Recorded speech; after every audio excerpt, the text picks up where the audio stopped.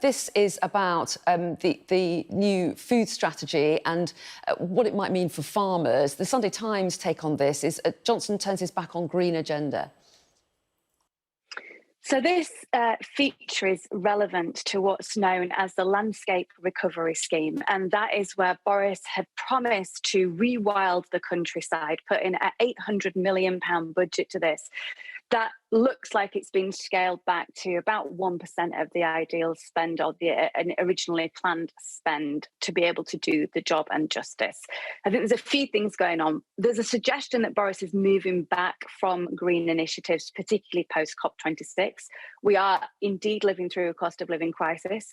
The UK produces 64% of our food, and that has scaled back since the 80s. It was about 78% around the 80s. So we absolutely do need to produce food.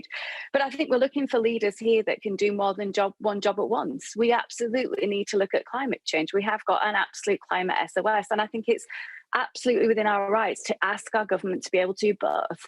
If it's a move and shift and an initiative that takes this rewilding scheme and perhaps focuses it on food production, I don't think that's necessarily a shift back from the Green Initiative by itself. But however, if we start to see a lot more of the promises that were made at that great summit in Glasgow last year start to disappear, start to become less of a priority, I'm concerned. I think, as I said, we deserve for both initiatives to be done. We deserve focus on the people right now who need to be able to heat and eat their homes, eat within their homes, and do that within the budgets. We need to look at wages, we need to look at cost of living, etc. But absolutely, we need the green initiatives looked at too.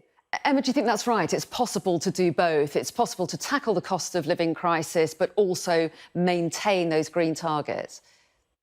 Well, it has to be, as Kate says, both for the environment and for people, you know, and the problem is that all of this is, firstly, too little too late. I mean, people are struggling now. People are struggling this summer and especially this winter with heating and eating.